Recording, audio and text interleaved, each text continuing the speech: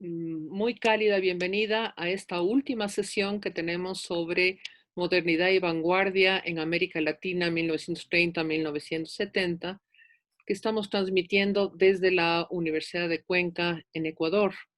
Como creo que casi todos ustedes saben, este fue un encuentro, el segundo encuentro de las jornadas de historia de la arquitectura y del arte latinoamericano, con este tema Modernidad y Vanguardia en América Latina 1930-70, y cuya publicación salió justamente unos pocos días antes de que entráramos en periodo de confinamiento por la pandemia.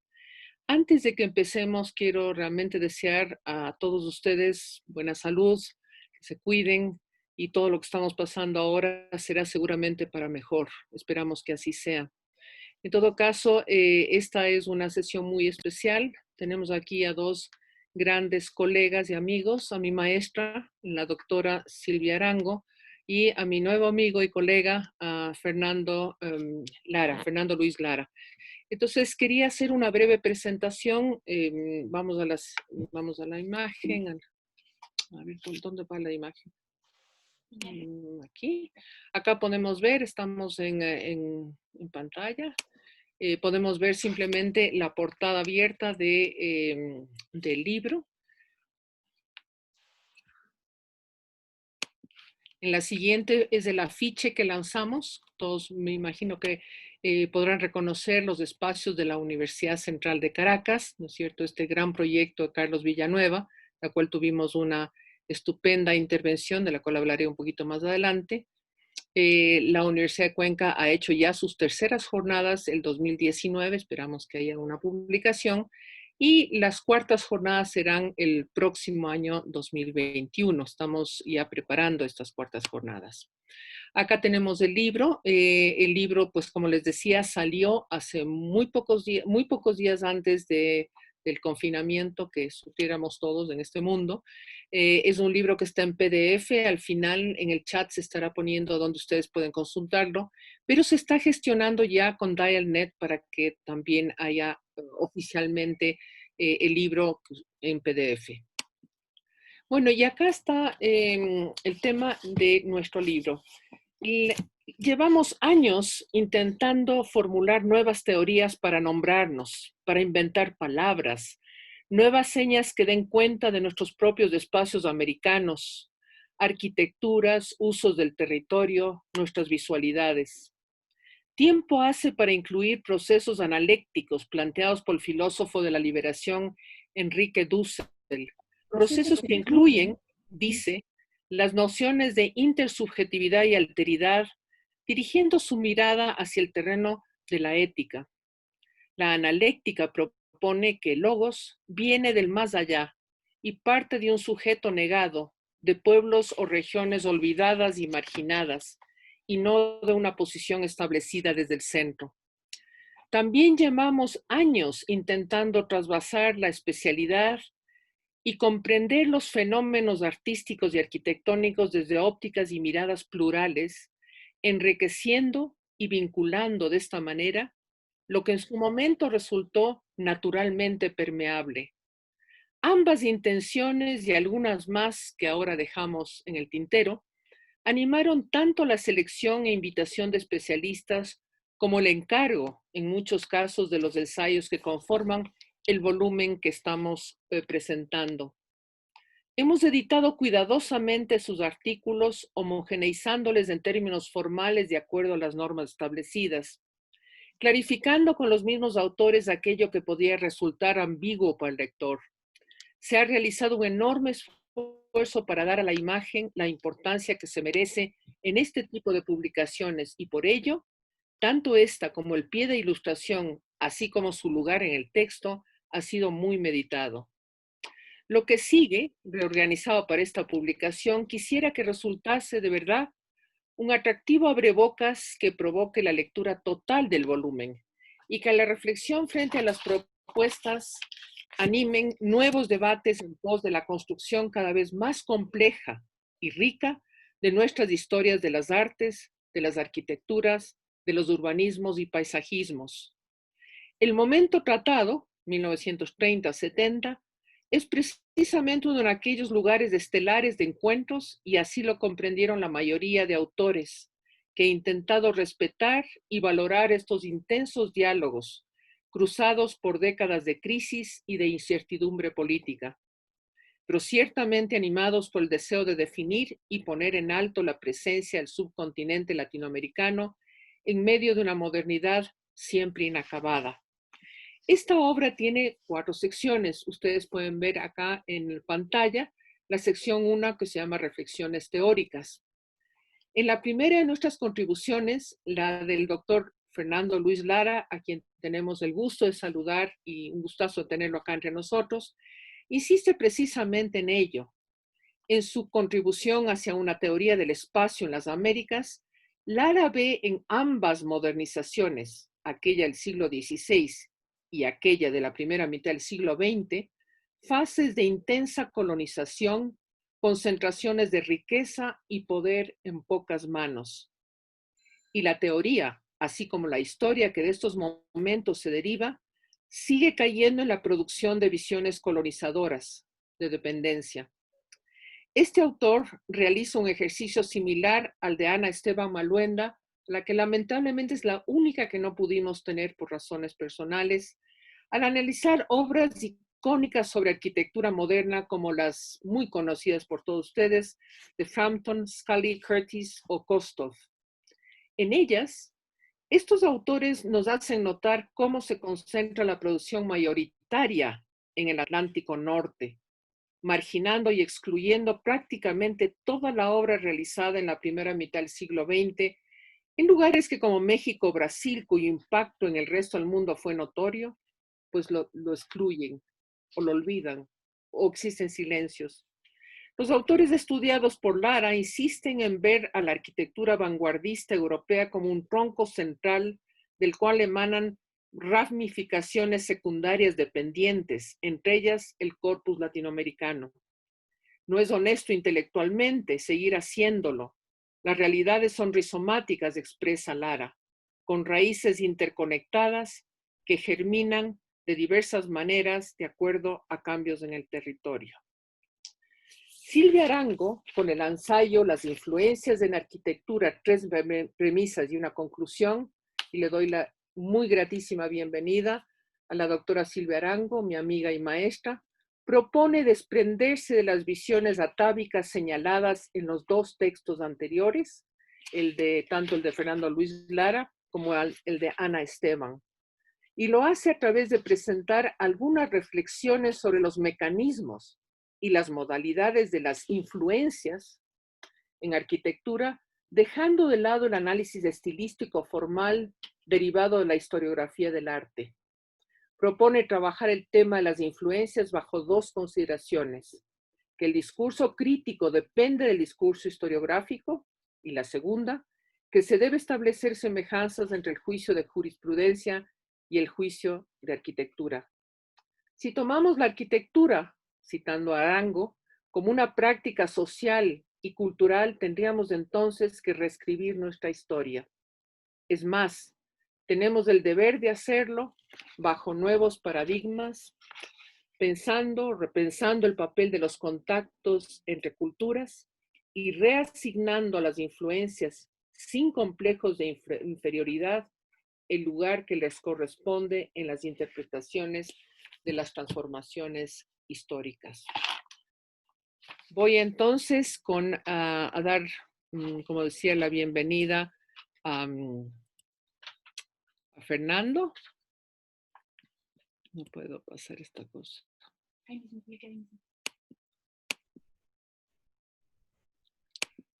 ver, estas son las secciones del libro. Y acá le tenemos a Fernando Luis Lara. Solamente les voy a compartir antes de darle paso. Es profesor titular de la Universidad de Texas en Austin, doctor por la Universidad de Michigan. Lara es autor de 8 libros y decenas de artículos en revistas académicas y profesionales, así como en los medios generales. Ha escrito extensamente sobre una variedad de cuestiones relativas al ambiente construido en América Latina.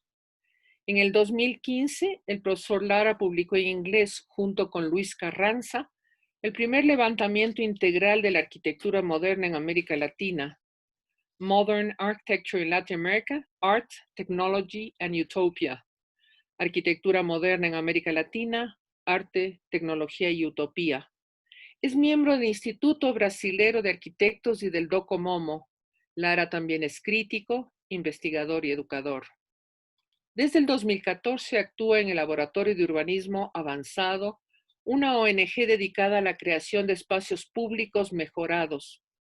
Recientemente, hace ya unos añitos, creó la plataforma NAMérica, NH América, una iniciativa de divulgación de publicaciones bilingües dirigidas al continente americano. Damos una grata y cariñosa bienvenida al doctor Fernando Lara. Muchas gracias, Alex.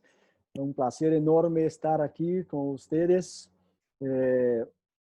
compartiendo esta pantalla, compartiendo esta oportunidad con estos gigantes de la historia de arquitectura de Latinoamérica, como Silvia y como mis maestros que están ahí asistiendo, como Ruth o Hugo.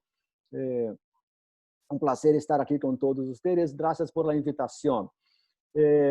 Antes de más nada, me gustaría pedir perdón por mi portuñol, ¿no? Yo vivo entre dos periferias de América Latina, una periferia que es Brasil, la otra periferia que es Texas, aquí México del Norte, donde enseño. Y por eso mi castellano, mi español es a veces muy quebrado. Si no entienden algo, por favor, me pregunten. Yo voy a empezar a compartir mi pantalla para poder presentarme. Yo voy a dividir la presentación de hoy en tres partes. Una primera parte, una presentación de quién soy, que he hecho antes. Una segunda parte trata de esta teoría del espacio americano que me dedico hoy. Y una tercera parte habla de un punto específico de un artículo que escribí el año pasado y que se publicó ahora en 2020 sobre cómo la ocupación europea de las Américas influencia o influenció la teoría de arquitectura en Europa en el siglo XVI, XVII. Bueno, empiezo por esta imagen, claro, este edificio importantísimo de Oscar Niemeyer, el pabellón de la Bienal de São Paulo, en el Parque Ibirapuera, que está ahí ocupado por una instalación de un artista, Laís Mija, que fue, claro, el atrio, el espacio principal de la Bienal de Arte, si no me falla, 2016, me parece, o 2015. Y esta instalación de Laís Mija, Laís tiene una crítica de arquitectura muy importante. Es un artista que trabaja mucho con temas arquitectónicos y hace una crítica fuerte, ¿no? Tiene trabajos sobre el desastre de Gameleira en Brasil, 1971, donde murieron 70 operarios. Tiene un trabajo más reciente sobre colonialidad y modernidad, que estuvo en la Bienal en Corea. Pero este trabajo se llama Dos pesos, dos medidas, ¿no?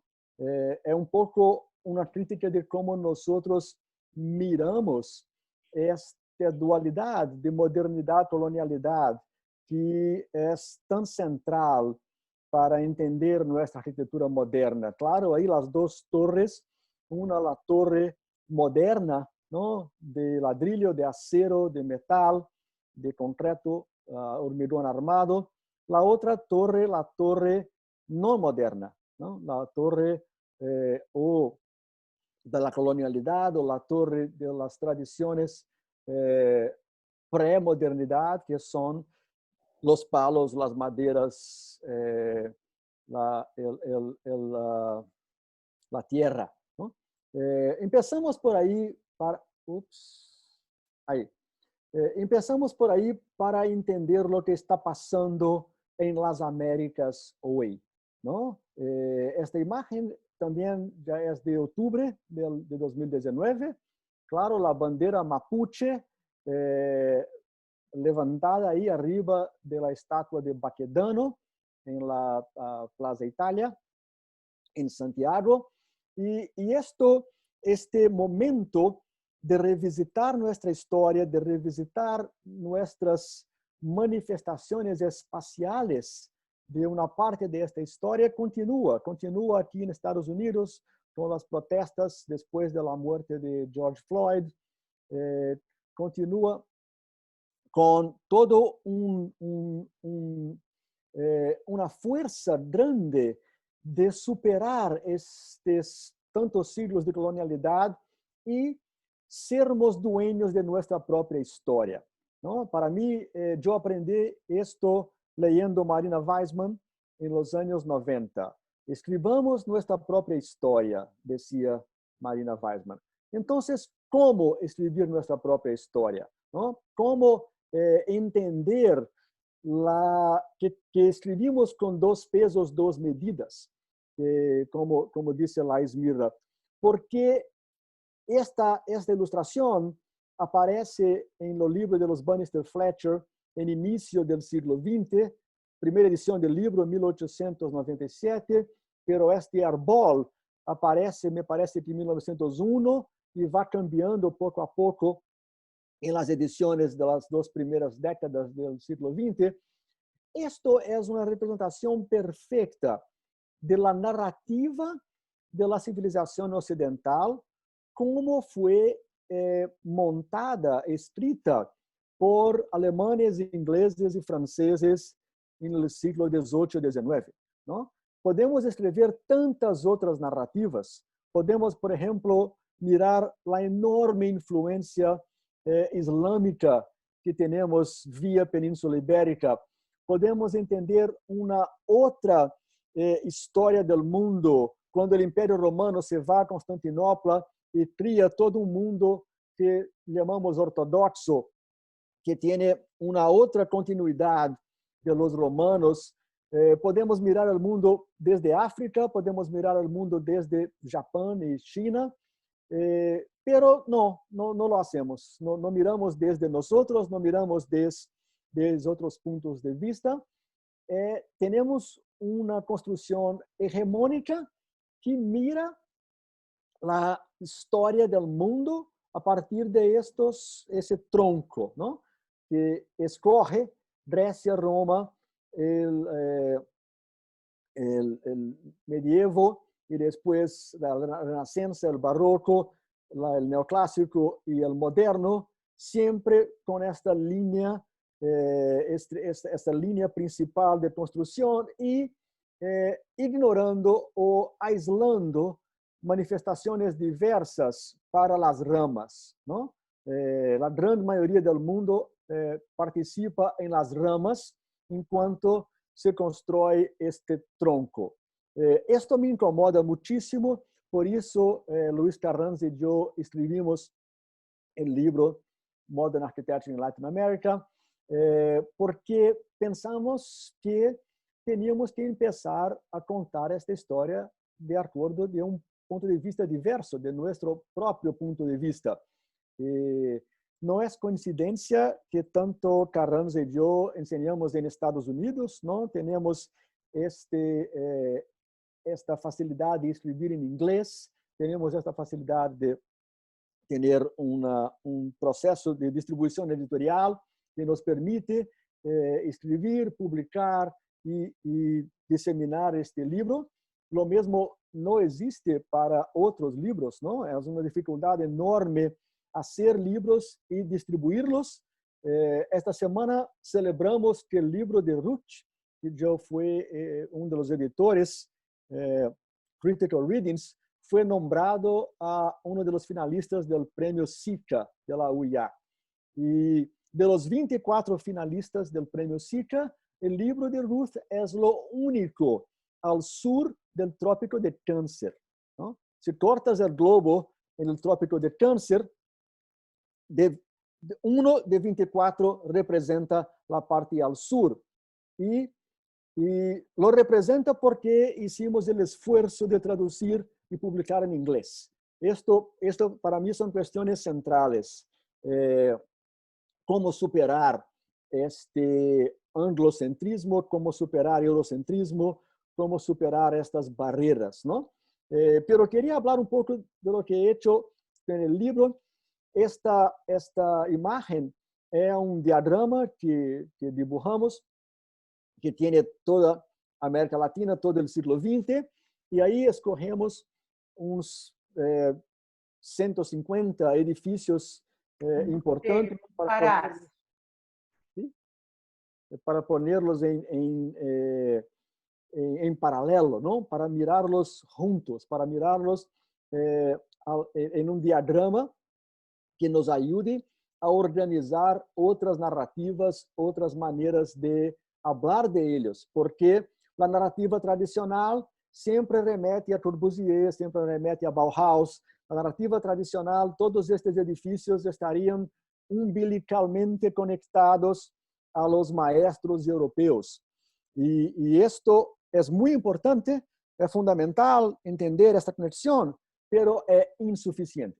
Y tenemos que trabajar en las insuficiencias del eurocentrismo, que sería exatamente ponerlos en paralelo, juntos en un mismo espacio y organizarlos para ver cómo se relacionan, ¿no? La exposición visitó, me parece que 23 ciudades.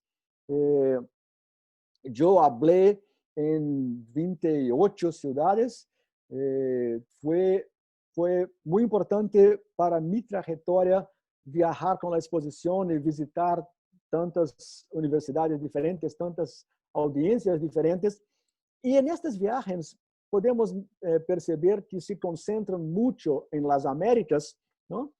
Yo empecé a perceber que las Américas tienen mucho más historia común que nos gusta aceptar, ¿no? Entonces, yo hoy, desde los últimos 5 años por ahí, me decidí romper con la idea de ser un latinoamericanista y pasé a discutir cuestiones que unifican las Américas, porque las diferencias existen, son muchas, las conocemos, diferencias de lengua, de religión, de fútbol, son muchas las diferencias, pero no trabajamos todavía las similitudes, no trabajamos las cosas que tenemos en común. Y hay muchas cosas en común. Por ejemplo, las dos grandes tragedias de América. El Holocausto Ameríndio, que masacró 90% de la población en el primer ciclo después de la ocupación europea.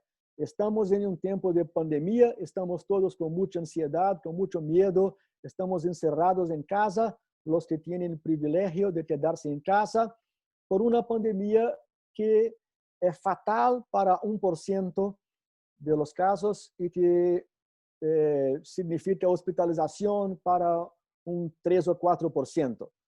Lo que pasó en América en el siglo XVI fue que murieron 90% de la población de amerindios. Esta tragedia tenemos en el espacio, en el sangre, en la historia.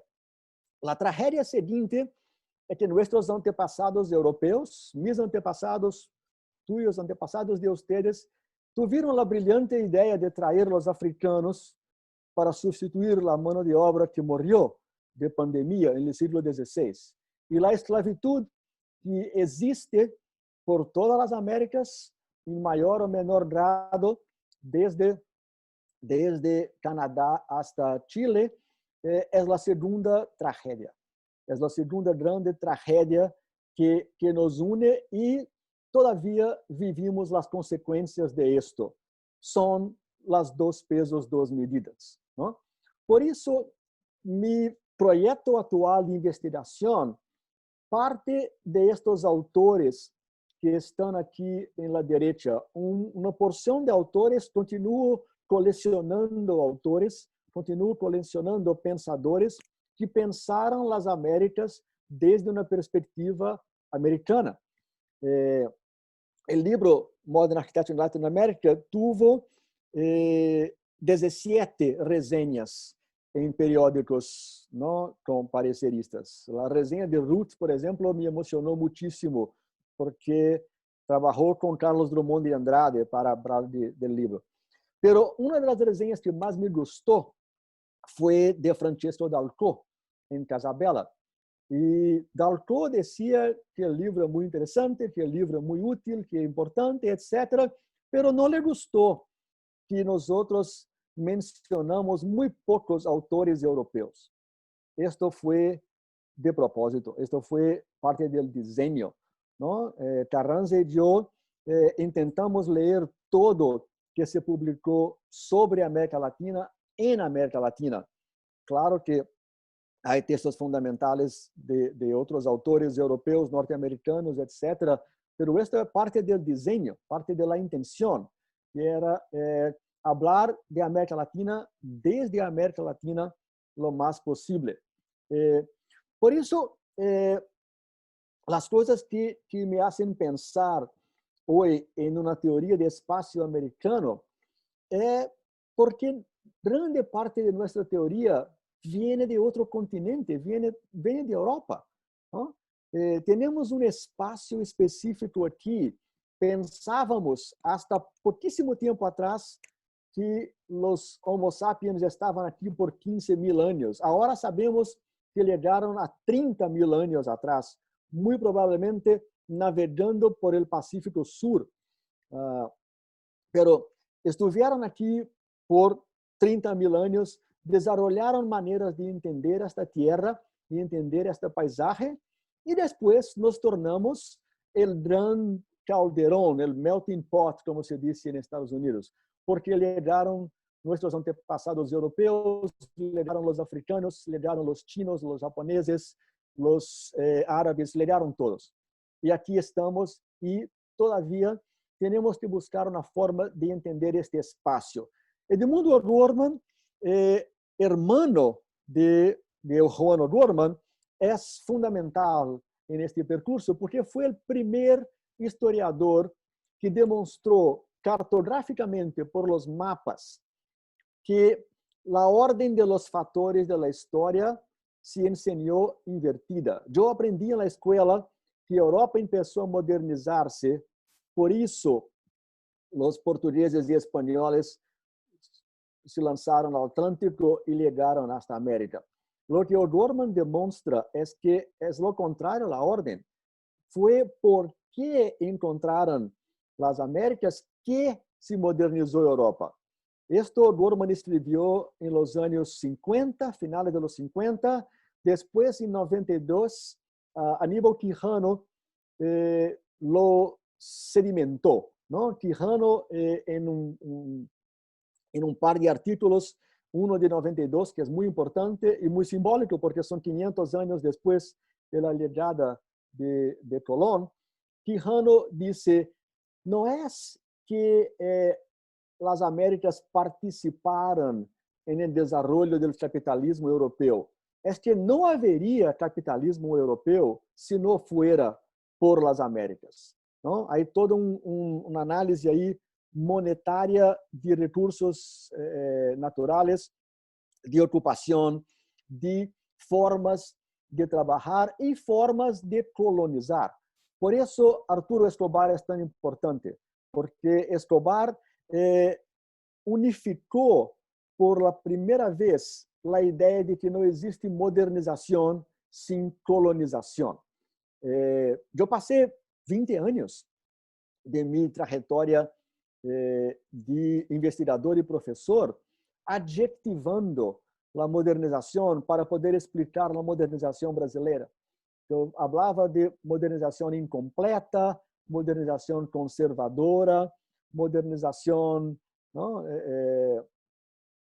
Tenía que utilizar un adjetivo, hasta que leí Escobar unos 10 años atrás, y Escobar nos convence a todos que no existe modernidad sin colonialidad.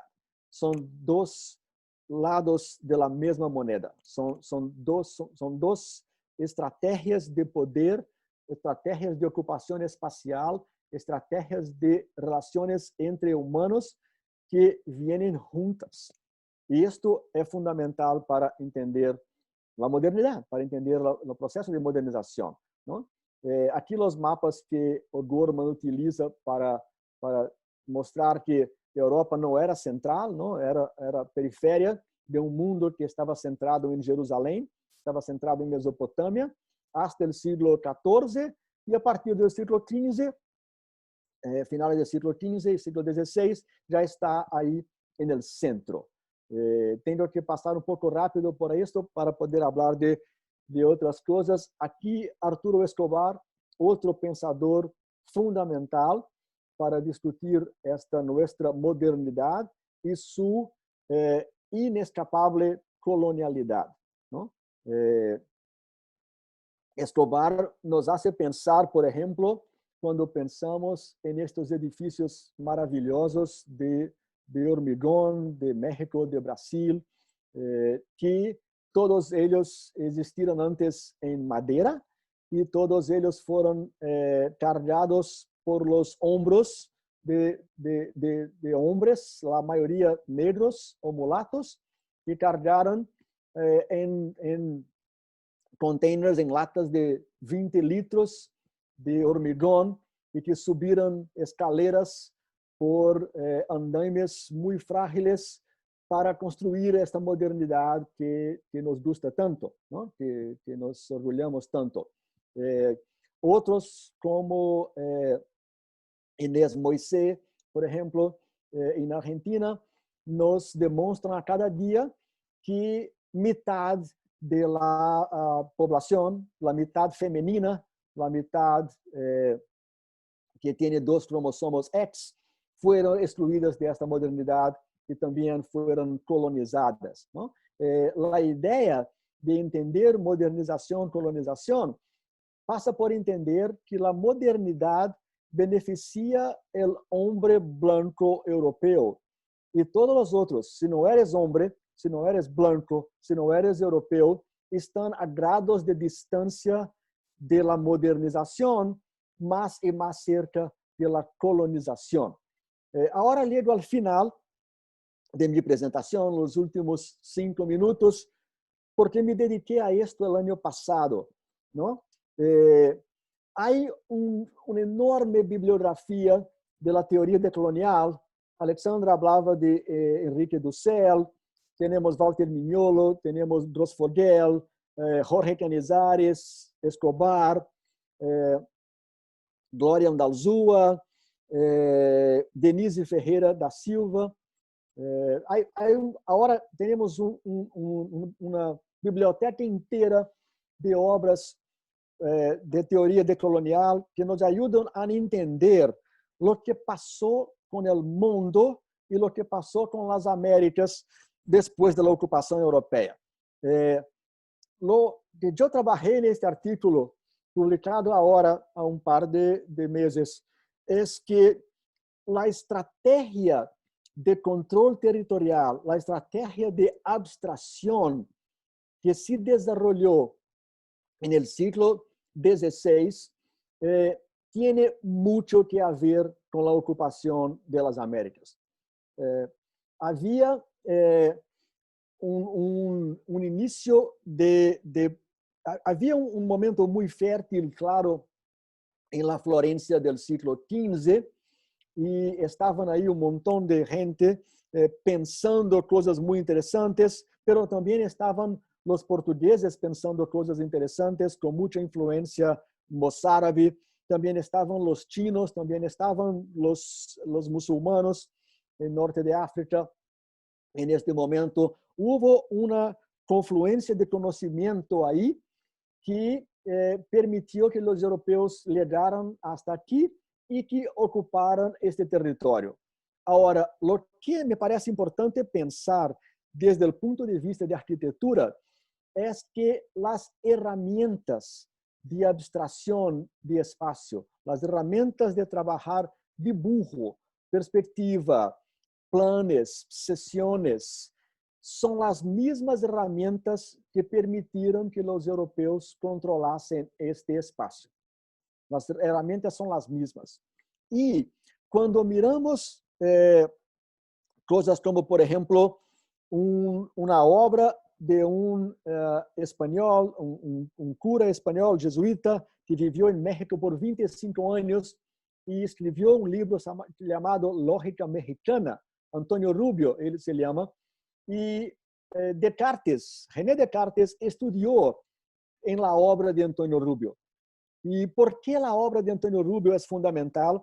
Porque él se debruçou con una lógica muy distinta de la lógica cristiana, que era la escolástica europea del siglo XVI. Y cuando su libro, que era adoptado en todas las escuelas jesuitas de Europa, fue leído por René Descartes en inicio del siglo XVII, está ahí la semilla de un proceso de abstracción que permite la sobreposición de varias lógicas. Una contribución náhuatl, ¿no? Hay una contribución mexica directamente en la obra de René Descartes. Pero la moldura eurocéntrica nos ha dominado de tal manera que todos supimos quién es René Descartes. Todos vivemos con la lógica cartesiana y nadie, o casi nadie, sabe quién fue Antonio Rubio. O hay un portugués también, que me olvidé el nombre, perdón, Pedro, que escribió un tratado de esfera 50 años antes de Descartes, que trata exactamente de cómo transformar la esfera en plano, ¿no? La base de la estructura cartesiana fue escrita por un portugués 50 años antes. Todos estos herramientas, tecnologías para dominar el territorio de las Américas. Y estas tecnologías acabaron influenciando, generando la teoría de arquitectura en Europa. Ahora, cuando leemos los teóricos europeos, no descubrimos nada de esto. Nadie habla de contrainfluencia. Klostoff, Spiro Klostoff, fue el primero que empezó a hacer una historia un poco más global en su libro de 1985. Y Klostoff dice que las Américas solo influenciaron la arquitectura europea por la llegada de oro y plata de las colonias españolas, que la influencia intelectual es insignificante.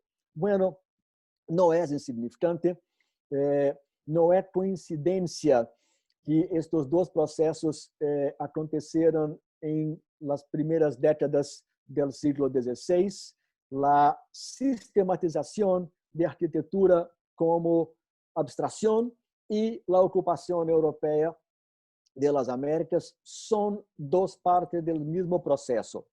Y termino aquí con una provocación, copiando a Aníbal Quijano, que no es que las Américas participaran en el desarrollo de teoría de arquitectura europea en el siglo XVI. Es que no teríamos la teoría de arquitectura europea del siglo XVI si no fuera por la ocupación de las Américas. Aquí termino como provocación y como bases para discutir modernidad. Gracias.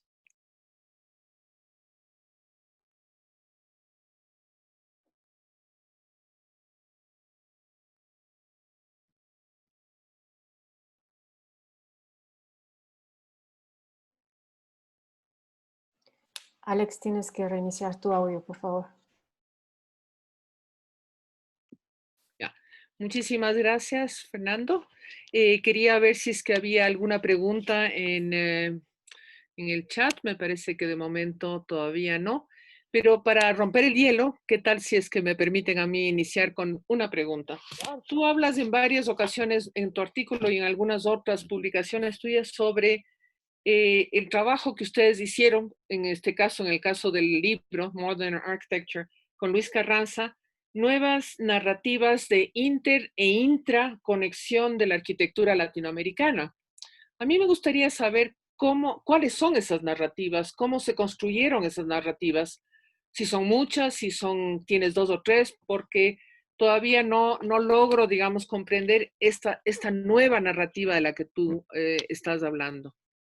Déjame hablar con la metáfora que utilizamos en el libro, Alex. Nosotros, tanto en la introducción del libro como en la conclusión, utilizamos la metáfora de islas o arquipélago para hablar de esto. Nos parece que muy claro, nos parece muy explícito que hasta la último cuarto del siglo XX, hasta los años 80, por ahí del siglo XX, los países de América Latina eran como arquipélago, eran islas, ¿no?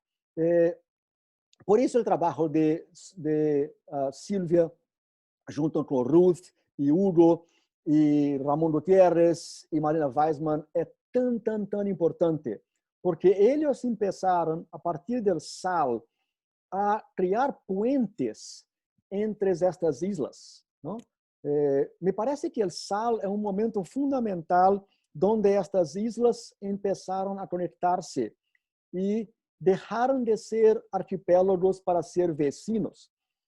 Cuando presenté el libro en Buenos Aires, Ramón Gutiérrez me preguntó, Fernando, ¿sabe cuántas veces Oscar Niemeyer visitó países de América Latina en su vida? Y él vivió 105 años. Una vez. Oscar Niemeyer visitó Caracas cuando lo invitaron a hacer el Museo de Caracas. Nunca fue a Buenos Aires, nunca fue a Lima, nunca fue a Bogotá, nunca fue a Ciudad de México. Entonces, esta transformación de arquipélagos, de islas, hasta los años 80 para vecinos, en finales del siglo XX, y ahora extremadamente más integrados, es muy brutal, la diferencia es enorme, ¿no? Un dato que utilizo en el libro, en los años 80, inicio de los años 80, habían 4 vuelos entre Brasil y Argentina todo día. 2 vuelos, uno de São Paulo y Río a Buenos Aires, uno de Buenos Aires a São Paulo y Río. En el boom de la economía brasileña en 2013, 2014, tenían como 50 vuelos entre Brasil y Argentina. Esta integración no va a retraerse, ¿no? No hay Bolsonaro que pueda travar o retrasar esta integración. El conocimiento que nosotros tenemos hoy de la arquitectura de Colombia, de la arquitectura de Ecuador, la arquitectura de Chile, de Argentina, Uruguay, Brasil, México, es muy superior a lo conocimiento que la generación de modernistas del siglo XX tenían. O sí sabían de los otros, porque Niemeyer sabía de Mario Pani, sabía de Ardoy y de otros en Buenos Aires, no los citaban, nunca hablaban. Cuando lees lo que escribió los brasileños, no hay una referencia a los mexicanos o a los argentinos o a los colombianos. Esto cambió y el cambio de información y el fato de que las personas hoy se conocen personalmente, un poco por viaje, un poco por internet, crea una narrativa muy diferente. Y esto para nosotros está claro en las citaciones, porque los colombianos de inicio del siglo XX solo citaban europeos, los argentinos solo citaban europeos, los brasileños solo citaban europeos. Y en el siglo XXI, la manera como nosotros conocemos y reconocemos el trabajo de los vecinos latinoamericanos es muy diferente. Y aquí tengo que agradecer la iniciativa de los que estaban montando el SAL en los años 80, porque empezó ahí. Sí, muchas gracias, Fernando. Bueno, yo realmente, tú estás hablando de la interconexión que no tuvimos, sino a partir de los años 80, ¿no es cierto? Pero yo más bien estaba hablando sobre qué es lo que anima esta creación de nuevas narrativas. O sea, lo estoy mirando desde mi posición de historiadora, ¿no es cierto? Hay tras una narrativa X, hay una serie de teorizaciones que construyen esa narrativa.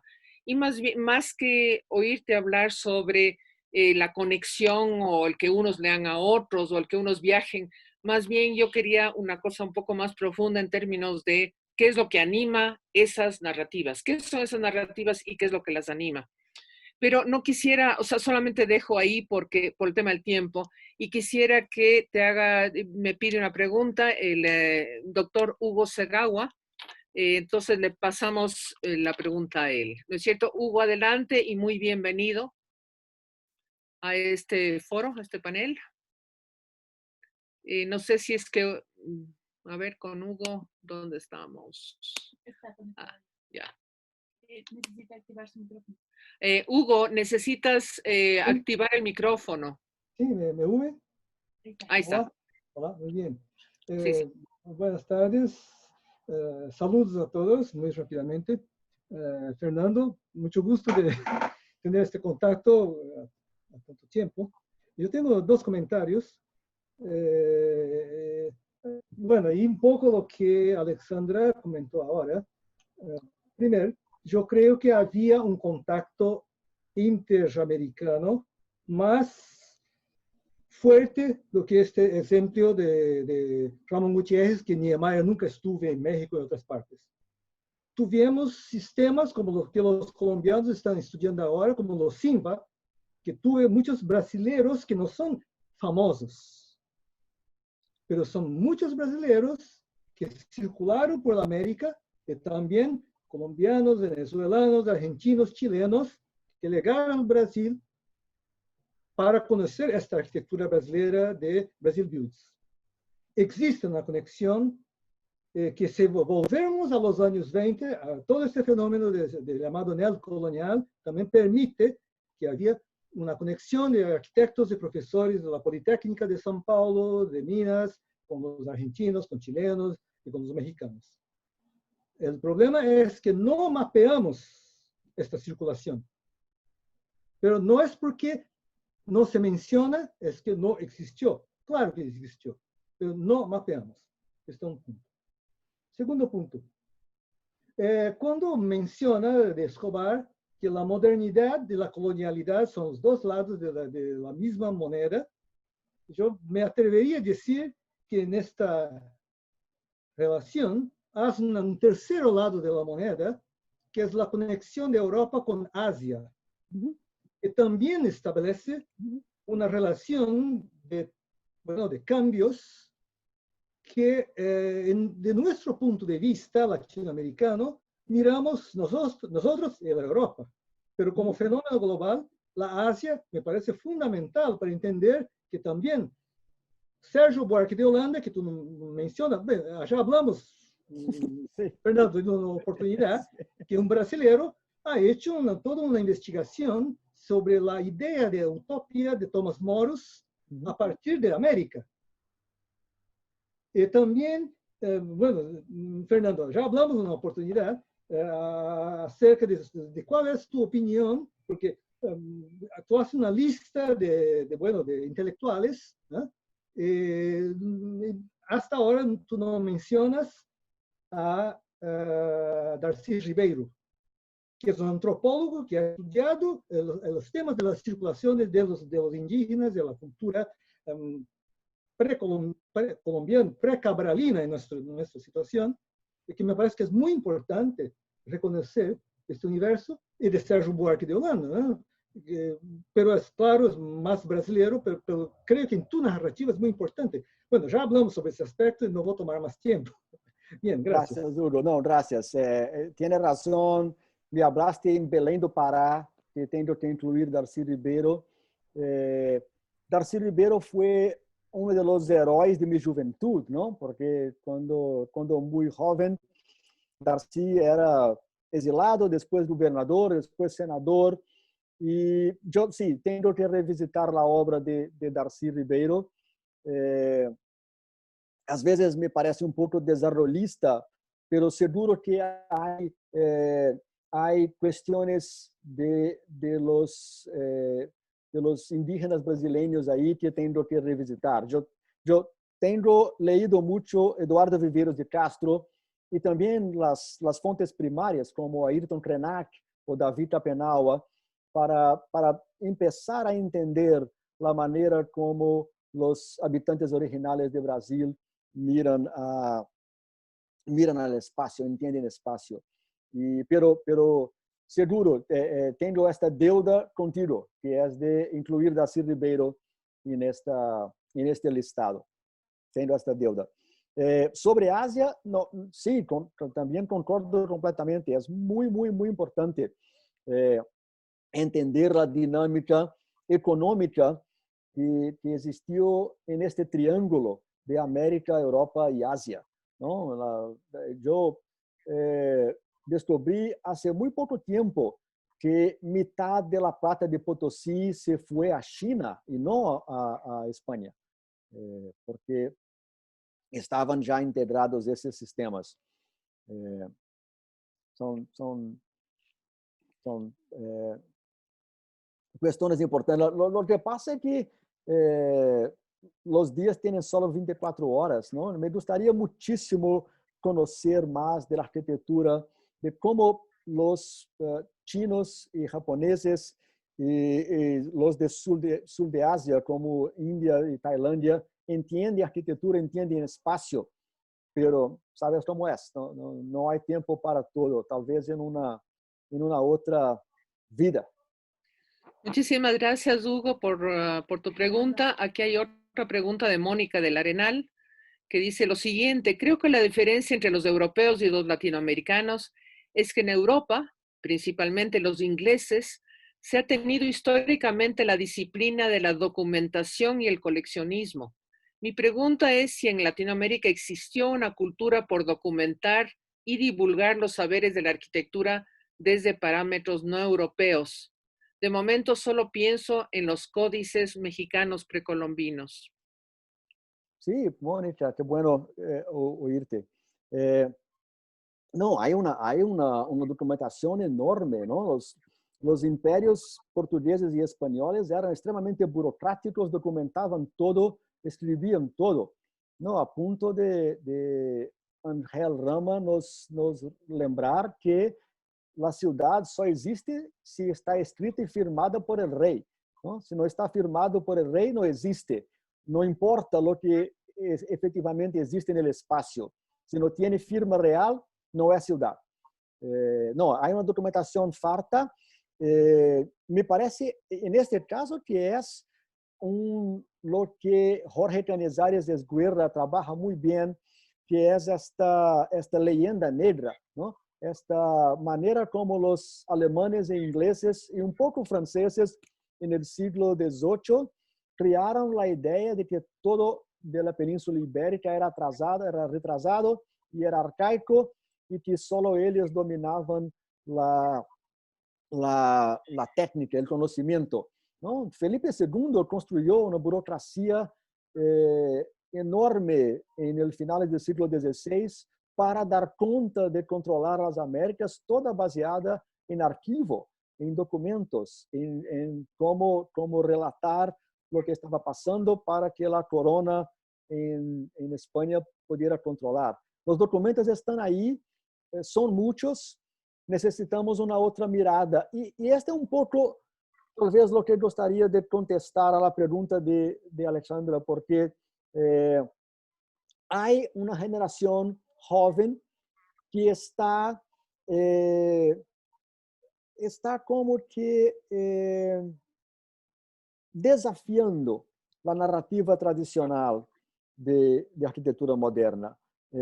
Son más jóvenes que yo pienso aquí en las que yo conozco más cercana, Ana María León, que es ecuatoriana, que enseña también en Estados Unidos, Fabiola López Durán, que es venezolana.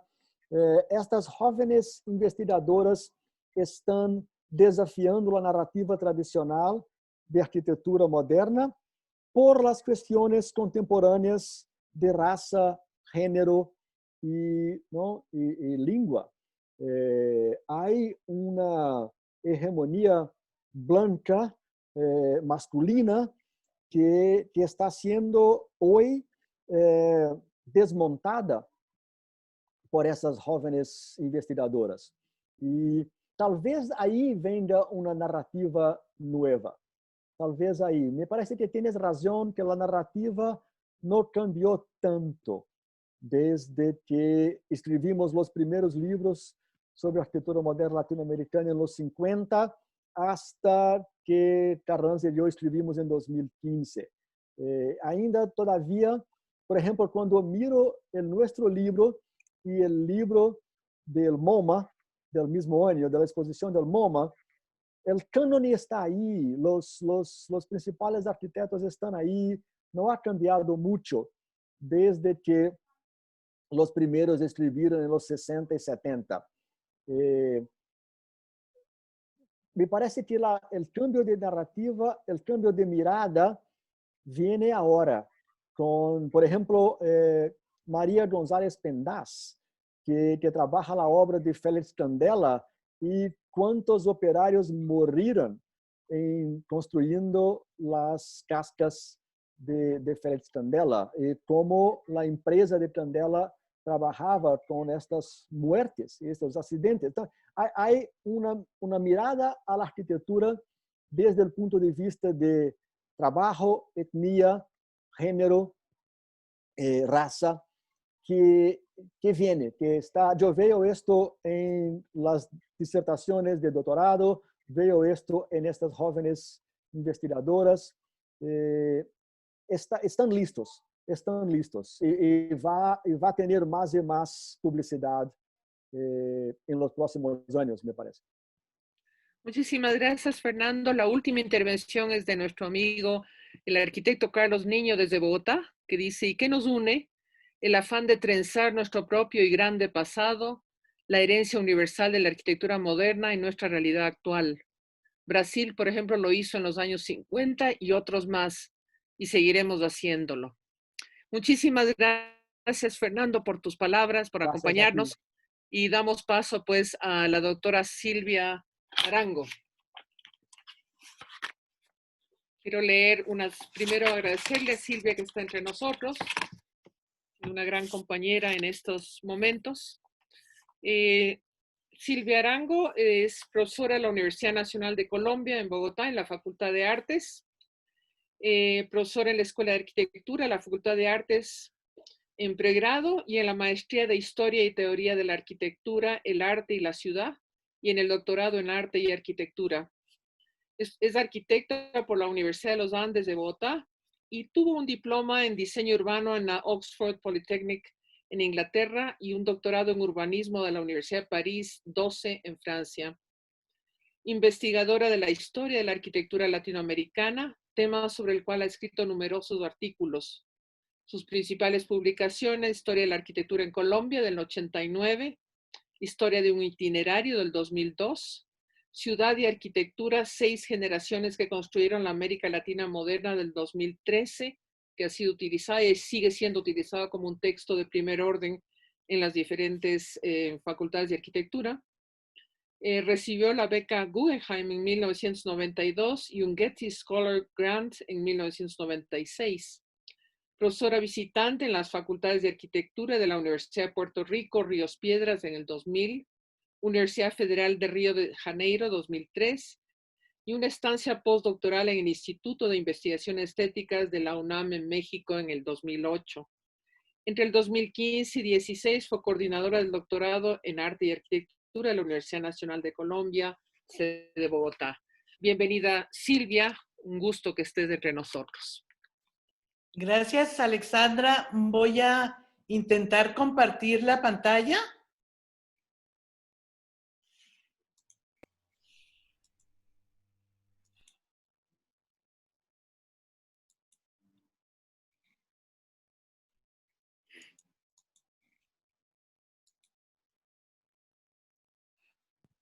¿Se está viendo? Sí. Bueno, pues agradezco mucho la posibilidad de estar aquí y veo que se han conectado algunas personas, amigos como Ruth Verdesein, como Hugo Segawa, que acaba de intervenir, y veo también que está Fabricio Lázaro de Oaxaca, de México. Me alegra mucho haberlo visto fugazmente ahí en las comunicaciones. O sea que esta reunión es francamente internacional. Bien, cuando me dice Alexandra que estamos como en una reedición del ciclo de conferencias que se dio hace 3 años, yo en ese momento presenté las influencias en arquitectura, 3 premisas y una conclusión, sobre lo cual voy a hablar ahora, pero después de eso tuve que escribir el texto. Escribiendo el texto hice algunas reformas a la presentación que había hecho y ahora leyendo el texto pues hice algunas reformas a la presentación porque los textos nunca se terminan del todo y uno sigue dándole vueltas. De manera que para digamos, cerrada del círculo de las jornadas internacionales que tan acertadamente organiza Alexandra en Cuenca, pues voy a presentar algunos aspectos que siento que son los más importantes o los que apuntan más al sentido fundamental del texto que ustedes tienen en sus manos o que ustedes pueden consultar y que pueden leer con más detalle en el libro en PDF. Yo misma tengo que adelantar las diapositivas. Bien, la inquietud fundamental que intento responder en digamos, planteamiento es una inquietud de historiador del arte, de la arquitectura. A mí me molestaba enormemente leer una y otra vez que la arquitectura latinoamericana fue influida, fue traída, fue adaptada, fue adoptada, fue mixturada de una cosa que sucedía en otra parte. Esta es una iglesita en un lugar más o menos cercano a Bogotá, una iglesita de Siecha, y para interpretarla pues se dice que es más o menos barroca, que tiene un barroco popular, que es un barroco ingenuo, se usa insistentemente la palabra barroca, e inmediatamente el ejercicio intelectual consiste en ir a buscar la procedencia, como si buscar la procedencia del cual fue tomada fuera o constituyera alguna explicación de cualquier tipo. Como estas jornadas estaban pensadas en términos del movimiento moderno o de la modernidad, palabra que cada vez me cuesta más trabajo pronunciar, pensaba que los discursos, en ese momento no estaba todavía de moda la palabra narrativa, pero digamos, los discursos arquitectónicos modernos se expresan fundamentalmente en términos verbales en la historia y en la crítica de arquitectura. Sin embargo, la historia de la arquitectura tiene unas peculiaridades respecto al discurso crítico.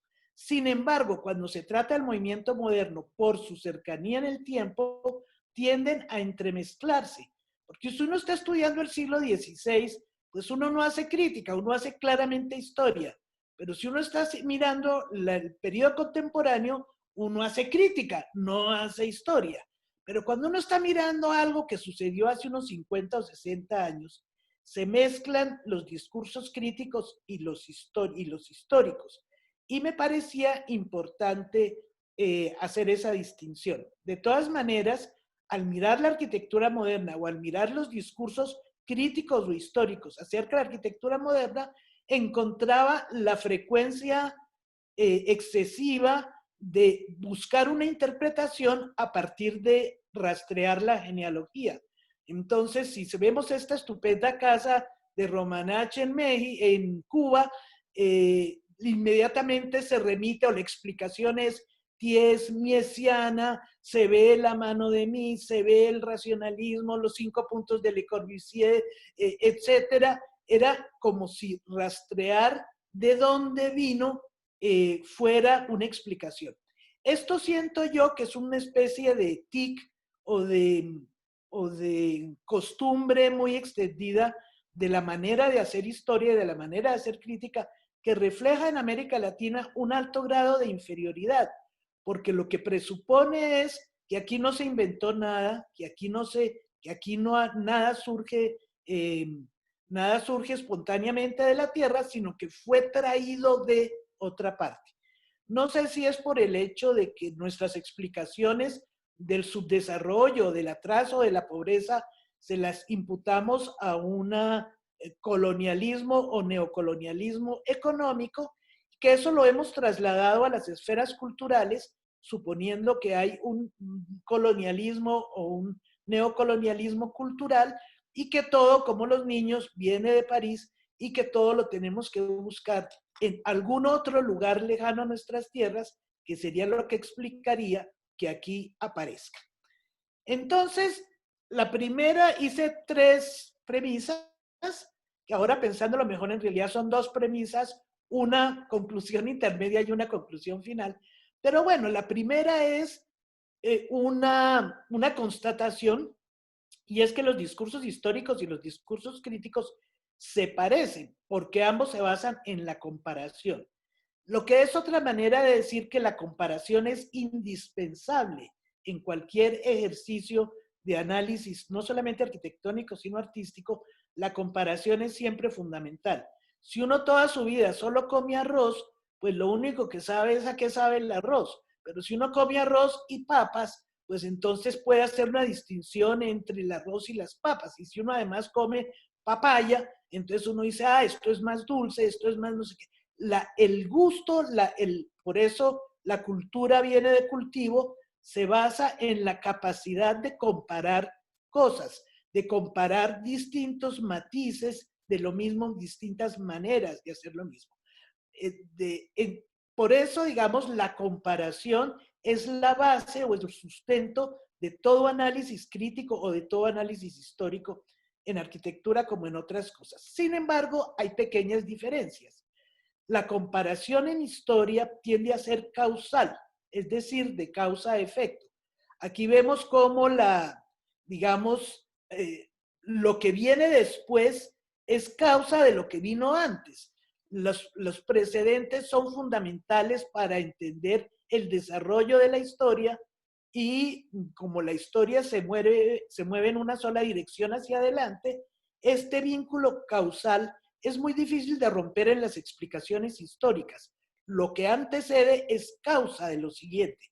Y así en arquitectura nos podemos remontar a la cabaña primitiva, ejercicio que se ha intentado varias veces en la historia, y a través de estos puntos suspensivos, pues llegar hasta la arquitectura contemporánea, en una sucesión lineal.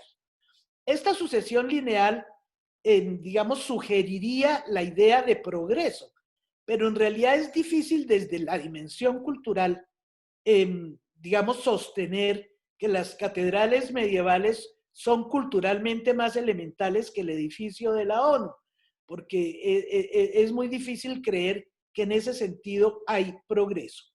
Tal vez progreso habría si comparamos la arquitectura desde su dimensión puramente constructiva, y uno podría decir que el arco romano es una superación de la arquitectura griega, digamos, y que los arcos de metal son un avance respecto al arco de piedra, y que las cáscaras de candela, ahora citadas por Fernando, fueran una superación. De todas maneras, aquí podríamos decir que hay un cierto progreso, pero en realidad en arquitectura ninguna técnica posterior anula una técnica anterior, sino que se suma a las anteriores técnicas. De manera que también el tema del progreso, la dimensión del progreso, esto es un paréntesis, es muy, muy cuestionable al hacer el vínculo causal en el discurso histórico. De todas maneras, el tema de la comparación, Fletcher, que también fue citado ahora por Fernando, en su historia de la arquitectura, que es una de las primeras historias de la arquitectura, explicita que es por el método comparativo, que es a partir de la comparación.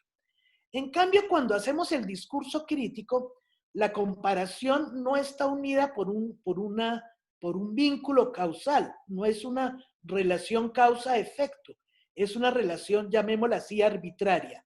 Aquí tengo como ejemplo un proyecto de Carlos Scarpa, y un crítico lo puede remontar a lo que quiera, puede decir que esto se parece o tiene alguna analogía con los dibujos de las cárceles de Silvia, creo que no te estamos escuchando.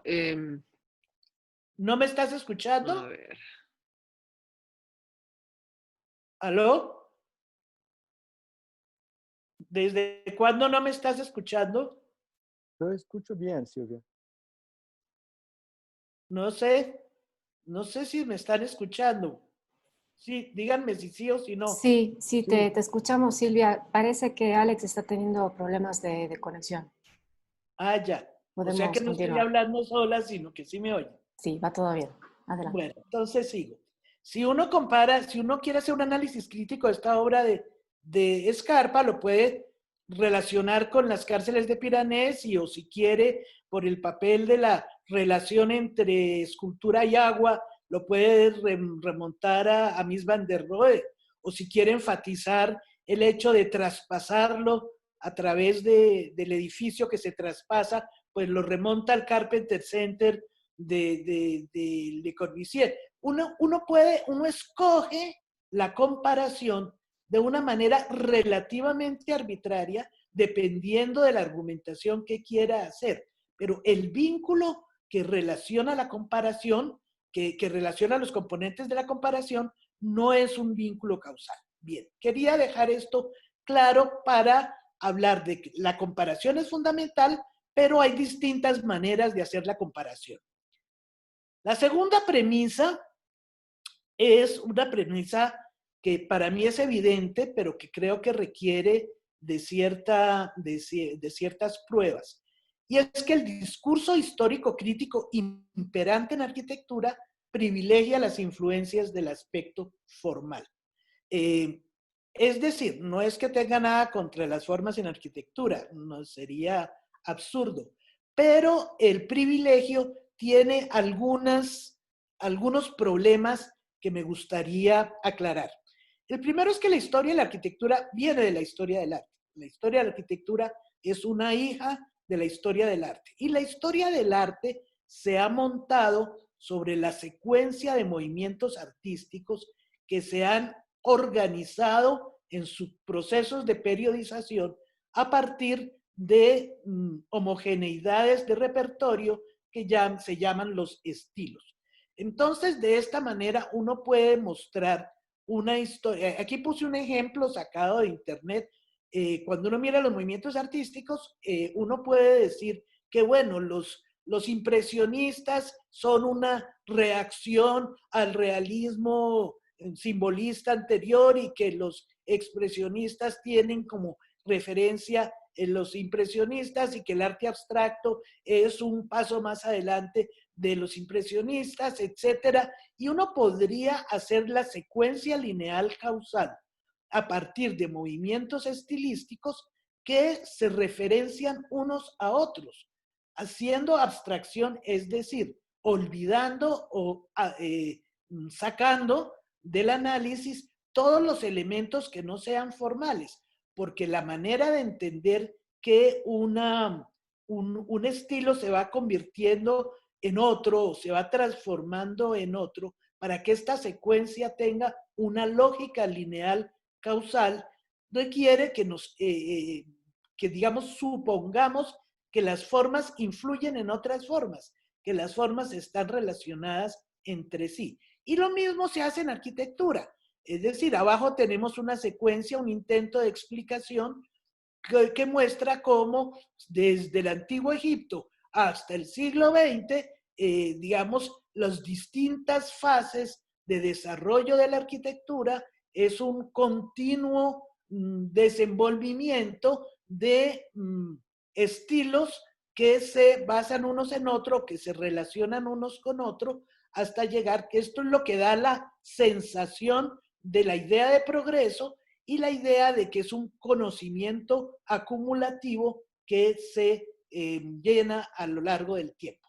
Evidentemente, tanto el esquema artístico de los movimientos artísticos de arriba como el esquema del desarrollo de la historia de la arquitectura de abajo son absolutamente eurocéntricos y solamente hacen sentido como una secuencia lineal europea, teniendo todas las omisiones que ya señalaba Fernando Lara hace un momento, de las eventuales intromisiones de culturas diferentes.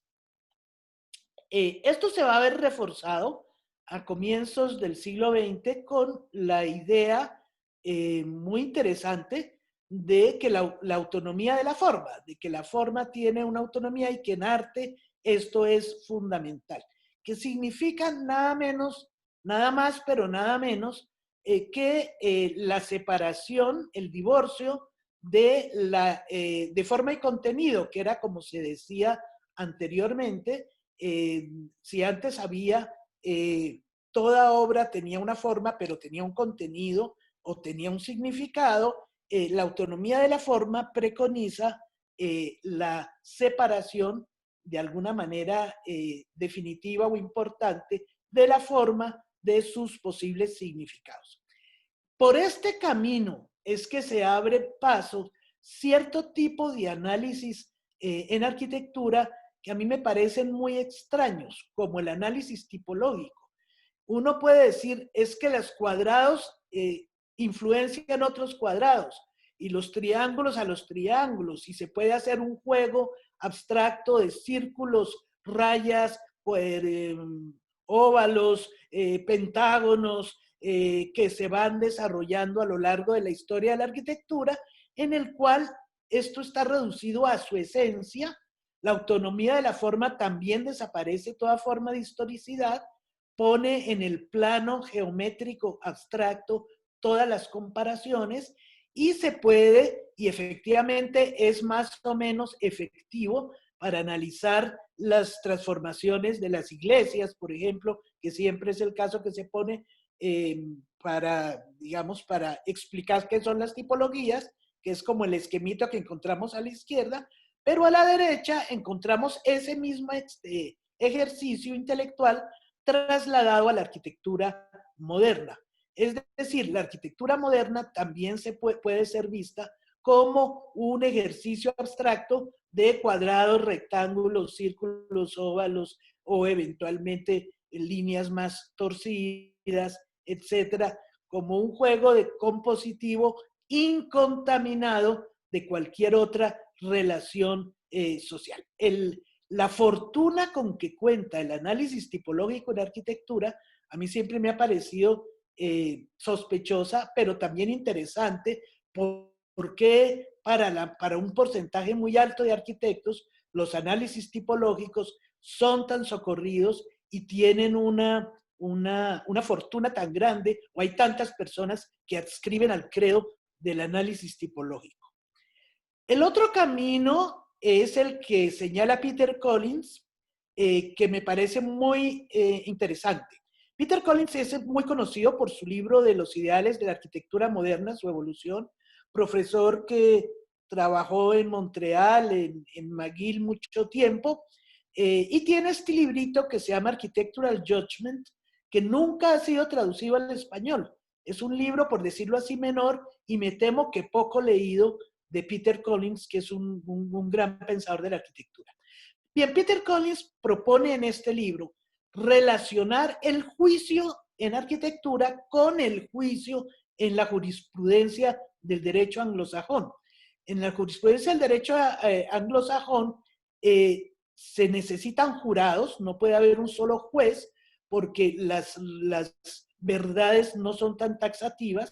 No se puede decir claramente este señor es inocente o este señor es culpable, porque la verdad es ambigua, la realidad tiene matices. Entonces se requiere un jurado, ojalá impar, para que no haya la posibilidad de empate, y se presentan una serie de justificaciones o de razones ante ese jurado para convencer al jurado que cuál es, si el acusado es inocente o culpable, o si es el crimen que se está juzgando se está desarrollando de manera correcta. El derecho de la jurisprudencia anglosajona opera por precedentes, es decir, no hay una ley fija, sino hay una ley móvil que se va adecuando o actualizando en la medida en que se van adjuntando nuevos casos. Si un señor se robó una gallina y le van a poner 10 días de cárcel, entonces dicen, bueno, en 1936 otro señor se robó una gallina. En ese caso el señor adujo que tenía mucha hambre y que su vecino tenía muchas gallinas, entonces se robó la gallina, entonces es un atenuante y ese precedente sirve para juzgar el caso actual. De manera que el tema del juicio es un tipo de derecho que tiene una permanente actualización a partir de precedentes. El paralelo con la manera como se juzga en arquitectura es muy claro para mi manera de ver. No solamente en los concursos, en la enseñanza de los talleres, en la manera como se otorgan los premios, en arquitectura se procede por jurados. Y los jurados, que también tienden a ser impares, aducen una serie de referentes para otorgar o no otorgar o establecer el grado de belleza o de justeza o de corrección o del proyecto que se esté en este momento juzgando. Aquí amplié la carátula del libro de Collins porque él transcribe varias discusiones dentro de jurados de arquitectura y él muestra cómo es normal que todo jurado compare el proyecto en juzgamiento con otros proyectos anteriores. Diga, por ejemplo, este proyecto de arriba que tiene un partido compositivo centralizado frente a un espacio abierto, se contrapone al partido que tomó no sé qué otro arquitecto en el siglo XIX, que para resolver el mismo tema tomó un partido de hacer un cerramiento de todos los bordes y un elemento central, o este otro que lo disgregó en distintas partes. Es decir, todo jurado para hacer juicios también se remite a precedentes. Hoy en día se llaman de una manera impúdica referentes. Y yo me sorprendo cuando veo a mis estudiantes diciendo, los referentes de mi proyecto son, y traen 3 o 4 proyectos que han encontrado en internet que les gustaron y que les parece que pueden sacar uno u otro aspecto para hacer el collage inédito de su propio proyecto.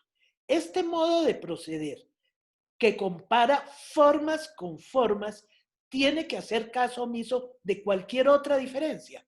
Es decir, yo puedo comparar el Parlamento del siglo XIX con la propuesta de 1956 únicamente si no me importan las diferencias entre el siglo XIX y el siglo XX, las diferencias entre Estados Unidos e Inglaterra, si no me interesan los cambios en los materiales de construcción, si no me interesa cuál es el presupuesto del proyecto, si no me interesa, si lo único que yo estoy comparando es la forma. Es decir, esta manera de proceder por referentes hace un énfasis ya no ideológico, digamos, sino puramente práctico de lo que es comparable, que es la forma. Y la forma es un resultado final que tiene una gran cantidad de elementos involucrados de los cuales yo hago abstracción para poder llegar a ella. Aquí llegamos a la tercera premisa, que más que premisa realmente es una consideración adicional, que es la preeminencia de la influencia formal es problemática en América Latina. Por varias razones, pero aquí quisiera remontarme a la idea misma de influencia. La influencia es un modo de comparación direccionada. Una cosa se origina en una parte e influye, se vuelca, transforma otra realidad. El origen de la palabra es de la astrología, no la astronomía, sino la astrología, es decir, del estudio del influjo que los planetas tienen en el destino de las personas, o el influjo que los planetas tienen sobre otros, o los influjos de los rayos del sol sobre el planeta Tierra. Es decir, hay un flujo de energías que se traspasan. Y de hecho la palabra influencia viene de flujo, ¿Qué quiere decir transferir? Pero si uno ve cómo es la manera de transferir un flujo en otro, ve que hay muchas maneras de transferirlo. Puede ser concentrado, puede ser disperso, puede ser contenido en una forma previa, puede ser incontenido en otras formas. Y bueno, me podría explayar mucho entre las distintas formas de flujo, pero en aras a la brevedad diría que cuando uno mira la influencia en las formas, corre con todos los antecedentes anteriores, de la manera de entender la historia, de las relaciones causales que se establecen en historia, de la proclividad a privilegiar la forma, encontramos para mí cosas que ya son inaceptables. Como decir que las diagonales de la ciudad de La Plata, que se hace en el 1883 en Argentina, vienen de el trabajo que hizo el barón de Haussmann, y digo Haussmann porque en América Latina decimos Haussmann, pero se debería decir Haussmann porque Haussmann es francés, que vienen de los trabajos de Haussmann en París. Y por eso encontramos una y otra historia de la arquitectura latinoamericana salpicado de avenidas haussmannianas por todas partes. Haussmann fue el gran artífice del urbanismo latinoamericano porque toda esa influencia, ¿de dónde vino? Como siempre tenemos que buscar, ¿de dónde vino? Ah, de Haussmann. Entonces vino de París y le explicamos. O cuando vemos una casa como la de O'Gorman en Juan, el hermano del mundo, en México, que es una casa para Diego Rivera, que está rodeada de una serie de características, pero por arte y magia de la vinculación fotográfica y su capacidad de prueba, entre comillas, decimos, ah, esto viene de el taller de Osenfant en París.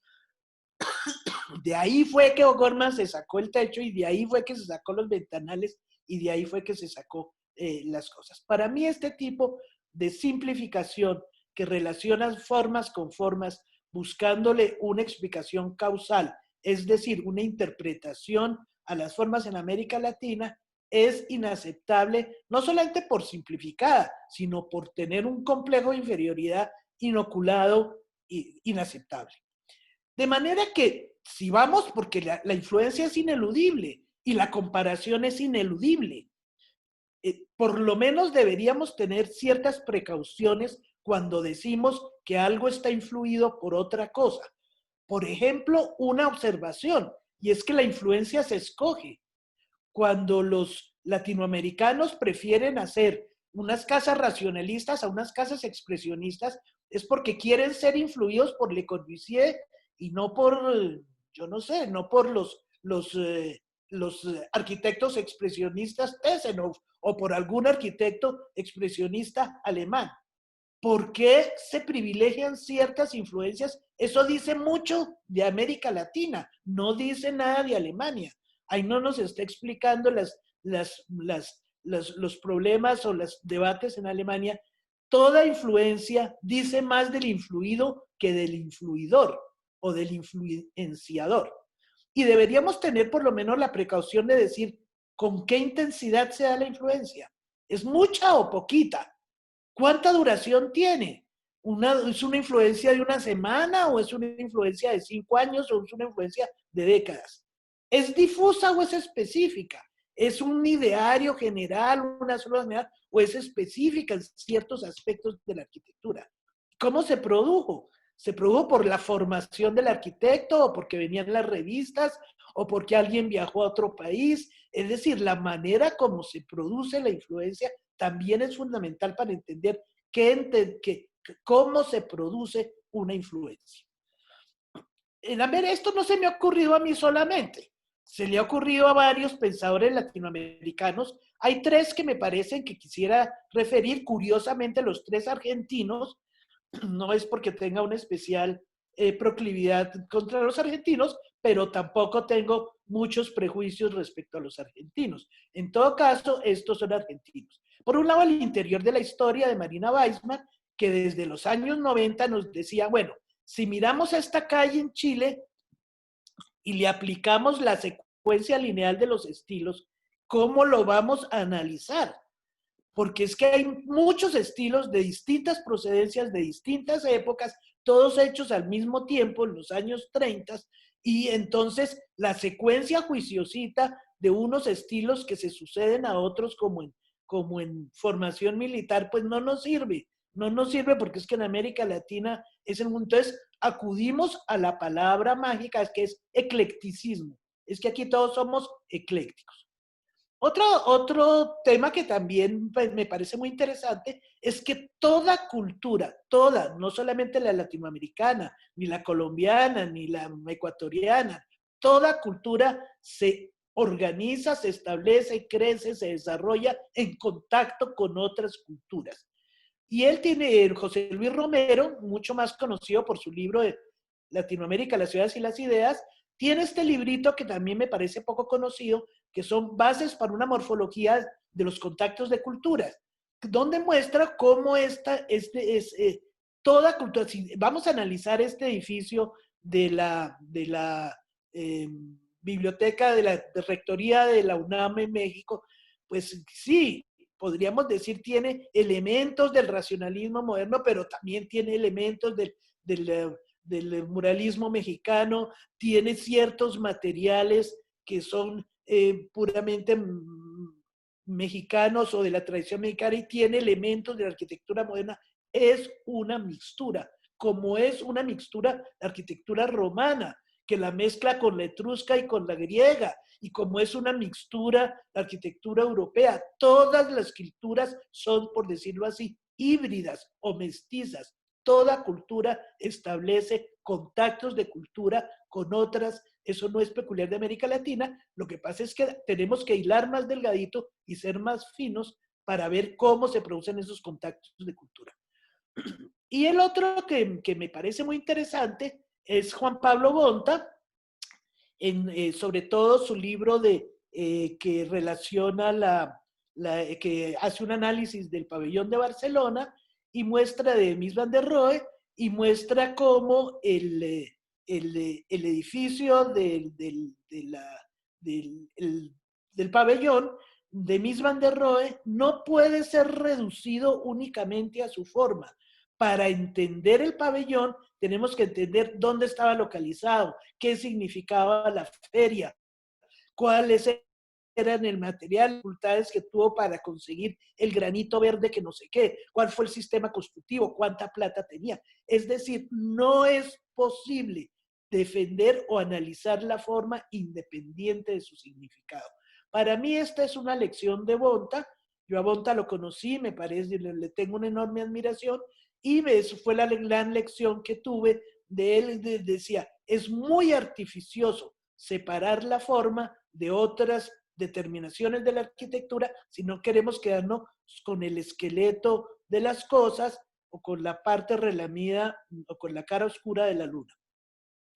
Bien, como conclusión, todavía yo no tengo muchas alternativas de interpretación. He batallado toda mi vida para tenerlas.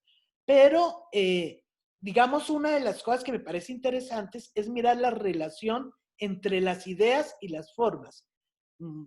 Panofsky tiene un libro muy interesante sobre la idea en arquitectura, en la que muestra, digamos, qué es la idea en arquitectura, que ya es un problema, y si uno mirara La Plata, puede decir, bueno, desde los trazados, desde Mileto, pasando por la colonización española y llegando al siglo XIX, hay una idea de democracia, de igualdad, etcétera, y esa idea de democracia, de igualdad, etcétera, se establece a través de una cuadrícula en términos de formas.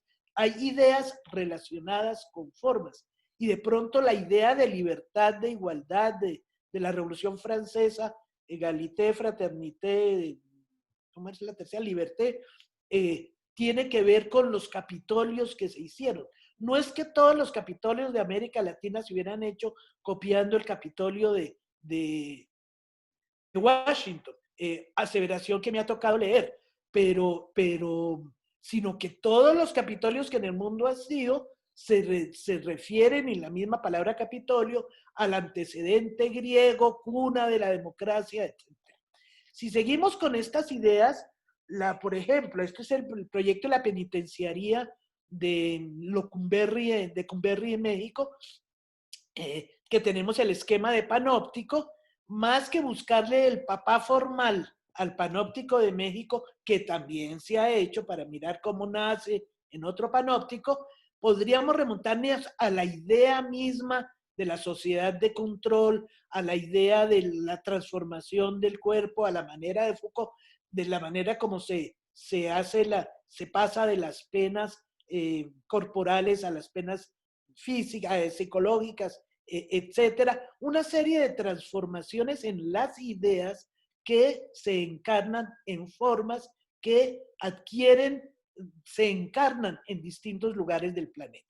Y aquí caigo en una idea, pues la persona que más lo ha explorado, mi manera de ver, y para mi gusto, es la gran amiga Margaret Pereira, que trabaja en Río, en la Federal de Río Janeiro. Ella habla de las nebulosas.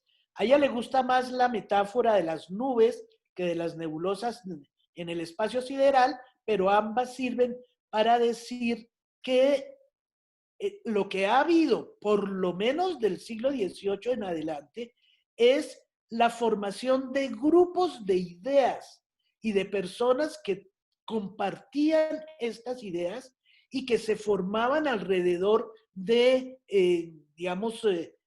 comunidades académicas, un poco a la manera de las comunidades científicas de Kuhn. Hay unas comunidades arquitectónicas de ideas que producen edificios relativamente similares en distintas partes del mundo. Y América Latina ha formado parte de esas nebulosas de pensamiento, por lo menos desde el siglo XVIII, pero si Fernando sigue en sus investigaciones, lo vamos a remontar al siglo XVI. América Latina ni es que sea ni el mejor ni el subordinado, ha sido parte mayor o menor en distintos momentos de la historia de estas nebulosas de pensamiento y ha producido una arquitectura simultáneamente a la producida en otras partes del mundo porque es tributaria del mismo conjunto de ideas. Por otro lado, y termino con esto, Marina Weissman en su último libro, La arquitectura descentrada, ya lo decía, y para hacerlo como homenaje a Marina, decía, si nunca se ha justificado que los latinoamericanos sigamos arrastrando un complejo de inferioridad, creyendo que todo lo que hacemos viene de otra parte, mucho menos ahora, y este libro fue escrito antes de la gran revolución del internet y de los celulares, hoy en día nadie es centro y nadie es periferia. En este momento, o todos somos periferia o todos somos centro. Somos el centro de nosotros mismos y en cualquier lugar del planeta puede saltar la liebre. De manera que pues ya no tenemos muchas razones para el complejo. No sé, creo que me pasé un poquito. Les agradezco mucho. Aquí termino. Muchísimas gracias, Silvia, por esta estupenda charla. Sobre todo creo que se complementa y amplía y profundiza pues muchos de los puntos que Fernando también nos dijo en su momento. Y quisiera saber si es que tal vez hay alguien que tenga una pregunta. No sé si es que hay alguna pregunta para Silvia Arango. No, todavía no hay ninguna pregunta. ¿Cómo hacer? No sé si es que me permite, Silvia, voy yo. A ver, acá no sé si es que está Ruth Verde con alguna pregunta. Sí. A ver, Silvia, como siempre, buenísimo. Ruth Verde de Sein. ¿Dónde se consigue el texto? Bueno, yo misma lo voy a contestar porque sí, Ruth, mira, el texto lo puedes encontrar en este momento en PDF en mi página de Academia Edu, que lo vamos a poner inmediatamente para que ustedes puedan remitirse. Está en PDF el texto completo. En este momento se están haciendo una serie de, actividades con DialNet para que en pocos meses, seguramente en 4 o 5 meses, ya esté a través de DialNet a nivel más generalizado. Así que sí, el texto lo puedes ver inmediatamente. Una pregunta, Silvia. Otra vez voy a romper yo el hielo. Y yo muchas veces me he preguntado si es que, y seguramente es por mi absoluto desconocimiento, si es que desde Europa o desde Estados Unidos, o sea, desde lo que se cree o ellos creen que son el centro, ¿no es cierto? Porque eso es también es una posición ética, el decir o el creer que uno es el centro por tales o cuales razones, pueden ser económicas, políticas y eso. Pero yo me pregunto si desde lo que se consideraron centros o se han considerado centros, ha habido una aceptación dentro de la historia de la arquitectura de las influencias del otro, de los otros centros, de las otras periferias. O sea, si ya está habiendo quizás un grupo de investigadores más jóvenes, un grupo de, qué sé yo, colectivos en las universidades que estén empezando realmente a desbrozar esta idea de que la arquitectura, qué sé yo, parisina, no sé qué, que el mismo Haussmann, ¿no es cierto?, pudo haber sido influido por muchas otras cosas que se estaban dando a la vez y que él sí las conocía, pero se las guardó en la manga o se las guardó en el bolsillo. No sé si ya has podido tú observar un cambio de paradigmas en términos de la historiografía de la arquitectura europea o estadounidense aceptando su descentralización. Mira, Alexandra, yo tengo la convicción que algo que mencionaba Fernando, que hay una nueva generación de historiadores que están subvirtiendo muchos de los principios anteriores. Y el problema yo creo que no se debe convertir en un problema de reconocimiento. Es decir, que reconozcan los aportes de América Latina, que se reconozca lo que yo hice, que digan, que acepten que, por ejemplo, yo a la lista de Fernando le añadiría a Germán Arciniegas, porque soy colombiana y digo, ay, que en la lista de los héroes metan a Germán Arciniegas y se reconozca que en los años 50 él también hizo aportes. Pero no, el juego de los reconocimientos es, para mí, decir, es un poco tonto. Por lo menos no me desvela que nos reconozcan en Europa los aportes pero sí hay un problema de repensar ciertas bases historiográficas, que es donde, para mí, donde reposa el verdadero veneno. Es decir, si nos tragamos la rueda de molino de que hay unas maneras de hacer historia, tenemos que empezar, la demolición tiene que empezar por esos cimientos. Ahora, eso no solamente cómo se escribe la historia y qué es una narración histórica y cuáles son los problemas de los narraciones históricas canónicas. Todavía no han sido asimiladas las reformas de la Escuela de Anales en Francia y ya hay unos críticos muy grandes de la Escuela de Anales. Es decir, yo siento que la historia, como muchas otras ciencias sociales, están en un proceso de replanteamiento muy radical y muy interesante. Un movimiento que entonces empieza desde finales del siglo XX y que está moviendo los cimientos de muchas de las bases historiográficas. ¿Cuándo nos llega esto a la arquitectura? No sé, pero yo creo que relativamente pronto.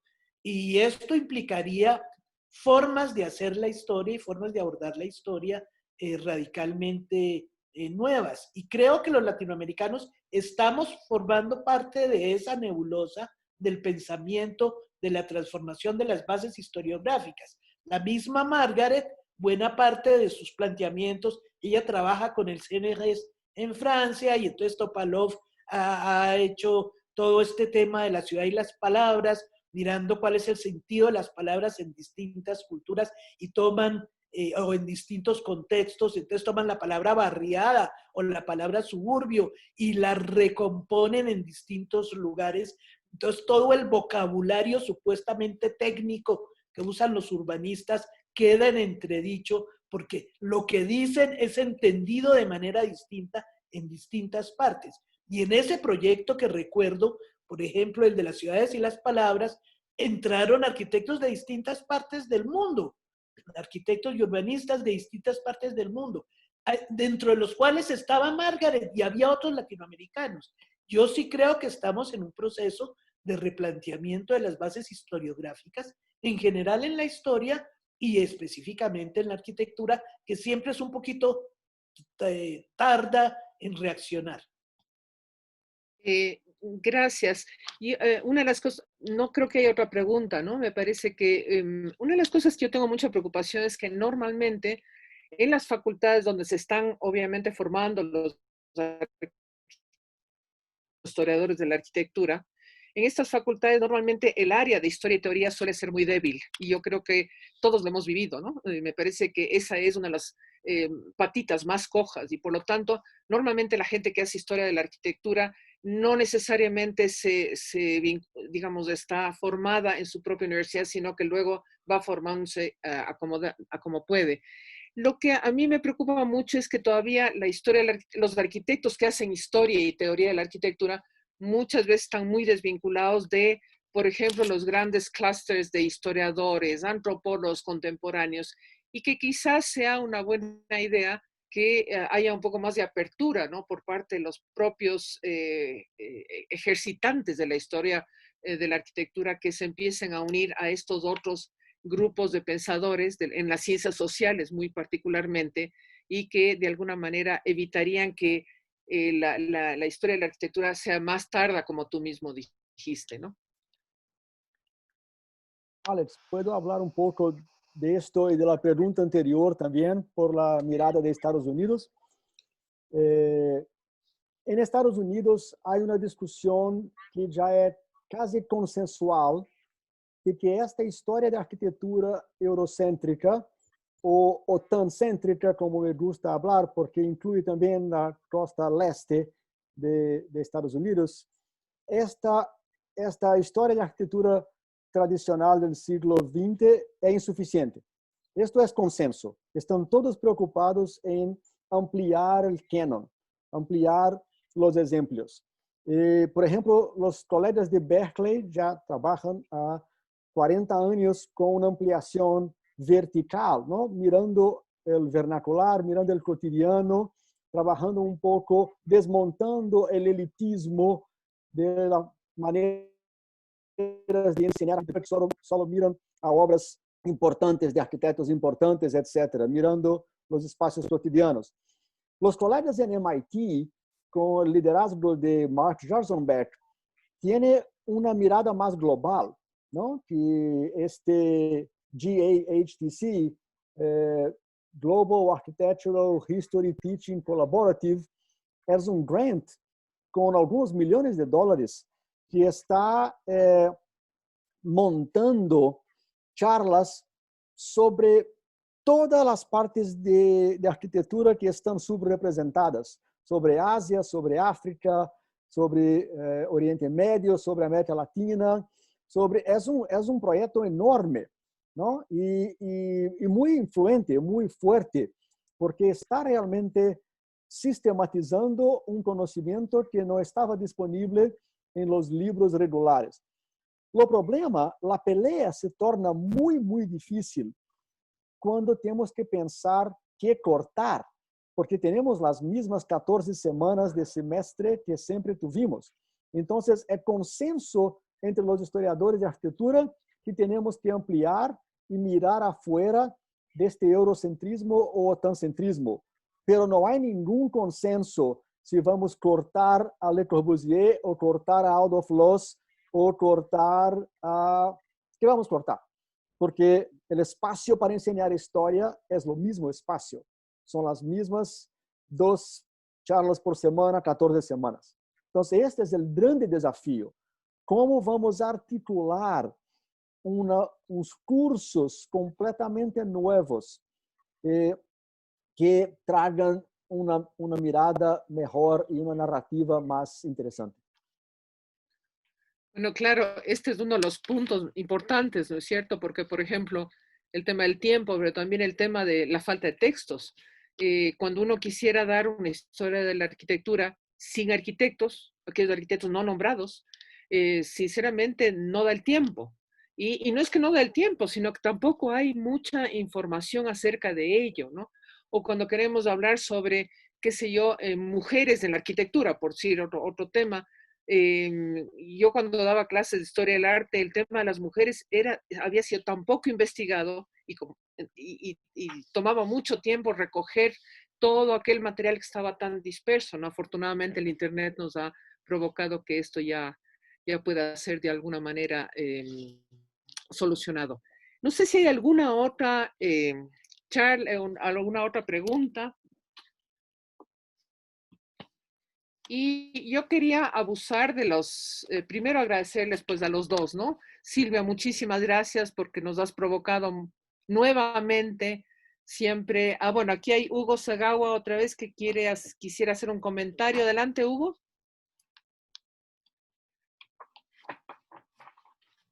Sí, adelante, Hugo. No sé si tal vez está con micrófono. A ver. ¿Dónde está Hugo? Hugo, estás con el micrófono apagado. Ahí está, ahí está. ¿Ya? Sí. Estaba bloqueado. Bueno, en principio no quería tomar más tiempo porque ya tomé bastante en una intervención. Pero lo que Alexandra comenta sobre podría decir, la poca transversalidad de la historia de la arquitectura con los otros campos de las ciencias sociales, esto depende de dónde estamos tocando este tema. Bueno, en São Paulo, en nuestra universidad, es muy fuerte este sentido de transversalidad, de pensar que la arquitectura está en diálogo con la antropología, con la sociología, con la historia, con la economía, pero hay algún tipo de escrita con diferentes miradas, pero eso no circula muy bien, sobre todo porque escribimos en portugués. Como no escribimos en inglés, nadie sabe que hay este universo posible de transversalidades. Hasta que, como simetría, tampoco, por lo menos en Brasil, hay interés, o mucho interés, claro que hay, mucho interés de historiadores, antropólogos y otros tipos de investigadores de otras áreas buscar la arquitectura. Claro que hay. Pero la situación reversa es que en historia de arte no hay una carrera de historia de arte en Brasil. Y en ese sentido, si hay historiadores de arte, hay más historiadores de arquitectura también que intenta este tipo de transversalidad, pero no logramos nos comunicar muy claramente. Creo que este es un universo, como Fernando ha comentado, bueno, se organiza internacionalmente formas de conexión, formas de interacción, pero creo que en Latinoamérica tenemos mucho más este aislamiento que en un momento Fernando ha comentado. Si cada país es una isla, en algún momento cada disciplina es una isla que profundiza sus temas y no busca la comprensión más amplia. Esto es más claro en temas de investigación de planeamiento urbano, de urbanismo, o de historia de la ciudad. Se trata de historia de la ciudad como un fenómeno que trata de economía, de geografía, bueno, una intersección de conocimientos que es muy importante, pero son muy segmentados, en el sentido que hay especialistas en esto y que no logramos este diálogo, que seguramente deberíamos ampliar.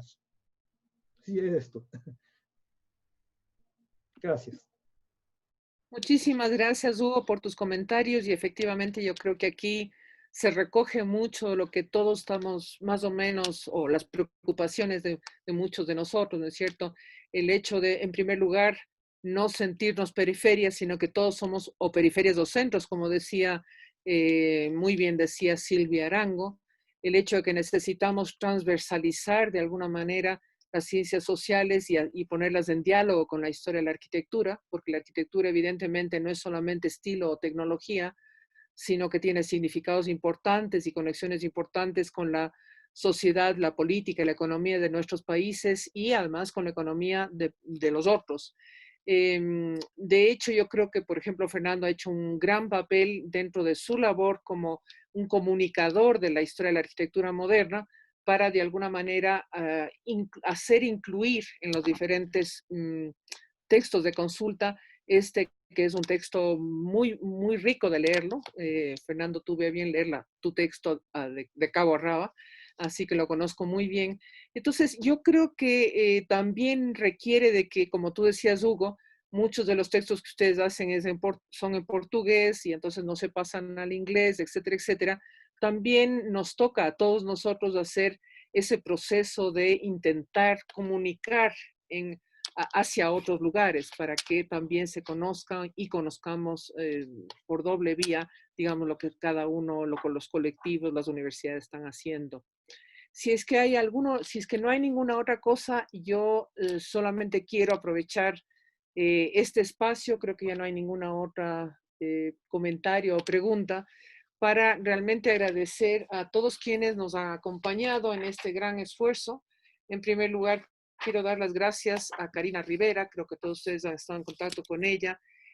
Sin ella, un brazo derecho importantísimo que está aquí a mi lado, pues todas estas charlas, las mismas jornadas, el haber hecho el libro finalmente no hubiese sido posible.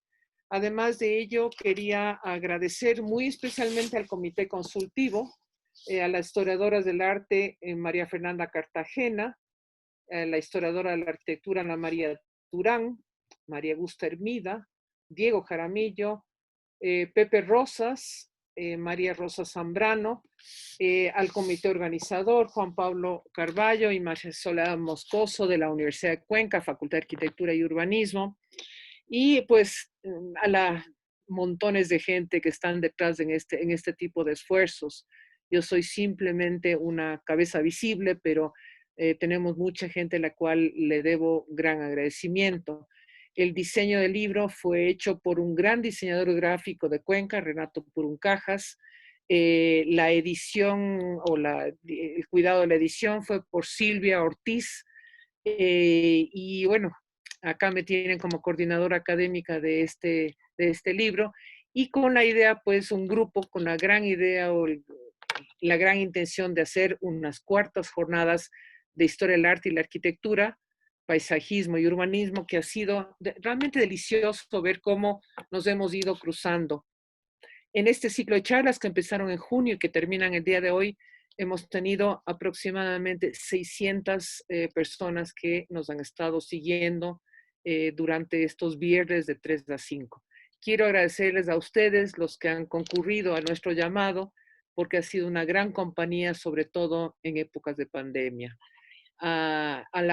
También quiero terminar agradeciendo a quien nos ha pues, hecho posible todo esto, a la arquitecta Fernanda Aguirre, profesora de la Universidad de la SUAY, de la Facultad de Arquitectura, y también exalumna. Aquí estamos entre maestros y exalumnos o alumnos. Y pues a todos ustedes, como les digo, muchísimas gracias. Con esto me despido y ojalá puedan pues, disfrutar, como lo hemos disfrutado nosotros, de esta obra, de estas jornadas y de estas charlas. Gracias. Muchas gracias, Alex, y todos de la equipe ahí por el esfuerzo de poner este libro y estas charlas en línea. Gracias. Gracias a ustedes. Y bueno, feliz fin de pandemia, porque esto ya se va a acabar.